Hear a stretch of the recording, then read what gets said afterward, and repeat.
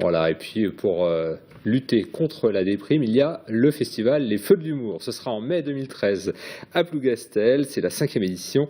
Et aujourd'hui a été dévoilée la programmation de ce festival. Olivier Cochon, bonjour. Bonjour. Vous êtes co-organisateur de ce festival, coprogrammateur même, avec la société Diogène Productions.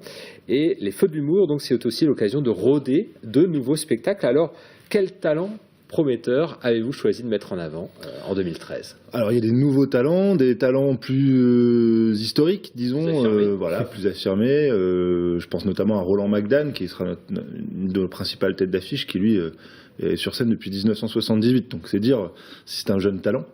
Et puis également, en deuxième temps fort, le magicien humoriste Éric Antoine, qui poursuit sa tournée et qu'on accueille avec un grand plaisir. Et puis effectivement des nouveaux talents. On va peut-être découvrir d'ailleurs tout de suite Éric Antoine dans son Mystérique.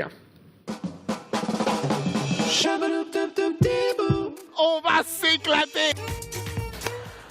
Pas d'oiseau là-dedans. Pourtant, lorsque tu regardes de plus près, tu passes jamais devant la star, jamais. Tu fais toujours le tour, Mirella, s'il te plaît. Qu'est-ce que la magie? Et tout d'abord, est-ce que la magie, c'est la même chose que la prestidigitation?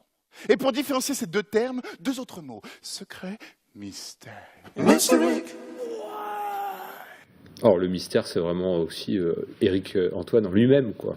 Oui, c'est alors là pour c'est le moins qu'on puisse dire. C'est un personnage impressionnant parce qu'il fait presque 2,5 m, 2,6 m, sans compter les cheveux, et puis qui mélange l'humour, qui mélange la magie avec une dextérité assez incroyable.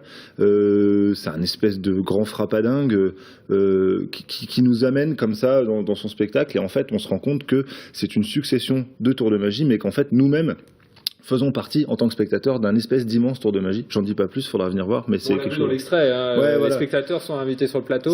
Ah oui, puis même ils font partie d'un espèce de grand tout comme ça. C'est assez, c'est troublant. Moi, j'ai vu le spectacle plusieurs fois. C'est à mourir de rire. C'est vraiment excellent. Olivier, vous avez parlé de Roland McDan très rapidement, mais pourquoi l'avoir choisi comme parrain cette année? Disons que alors il n'est pas vraiment parrain, c'est vraiment un peu notre égérie de l'année, puisqu'après il y a un parrain du festival. Roland McDan jeune d'ailleurs là. Oui, voilà, ouais, c'est ça. Belle photo. Donc pourquoi c'est un souhait vraiment, ça fait plusieurs années en fait qu'on travaillait sur la venue de Roland McDan. C'était vraiment un souhait de la ville de Plougastel, qui est co-organisatrice et fondatrice du festival. Faut le souligner. On n'a pas pu pour des raisons de calendrier, des questions de disponibilité. Enfin, on y est arrivé. Et c'est avec une grande joie d'accueillir ce grand monstre de l'humour populaire français qu'on a pu voir à ses débuts dans le Collard au chaud, dans toute cette clique-là. Une autre génération justement par rapport au jeune public aujourd'hui. Ouais, mais l'humour, il y en a pour tous les goûts, pour tous les âges. On a toujours essayé de respecter notre public, un humour un peu populaire, large, qui se prend pas la tête, et puis c'est très bien que 4500 spectateurs l'année dernière. C'est ça, et ça ne fait que augmenter. Donc là, on arrive un peu, on peut pas faire beaucoup plus puisque la salle a une capacité limitée. Peut-être qu'on rajoutera des jours supplémentaires. Je pense que c'est. Et juste signaler aussi que Roland McDan s'intéresse à un sujet qui est universel, hein, c'est le sexe. Oui, alors, en partie. Alors le sexe, mais alors il parle de sa propre sexualité. Donc il se met lui-même en danger. Hein. Après, mais oui, effectivement, c'est un thème récurrent qu'on retrouve. Même Éric Antoine, hein, on en parle comme quoi ça marche. Mais Roland McDan, oui, on parle beaucoup. On a fait un peu son sujet de prédilection. Bon, évidemment, c'est plutôt à réserver à un public plus adulte, hein, plus qu'Éric Antoine, qui est plus familial. Alors, on a oublié aussi les jeunes talents, notamment Kenny, puisque Kenny a gagné le tremplin l'année dernière. C'est ça. Alors, il y a un temps fort du festival de cette année. Ouais. Donc, le temps fort, un des temps forts principaux du festival, c'est effectivement le tremplin, qui aujourd'hui a acquis une notoriété internationale, puisqu'aujourd'hui, maintenant, on reçoit des dossiers du Québec, de tout le monde francophone, en fait. Beaucoup de la Belgique, beaucoup du Canada.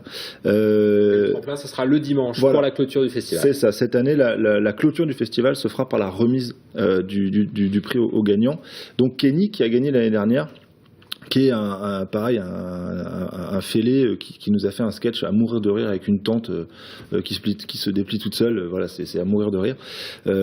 Et qui donc partagera l'affiche avec Bérangère Krief, qui est une humoriste, la seule de l'année, enfin du Sésame 2013, qui est une humoriste de la nouvelle génération qu'on peut retrouver un peu son humour du côté de Baptiste Le Caplin, de tous cette nouvelle génération.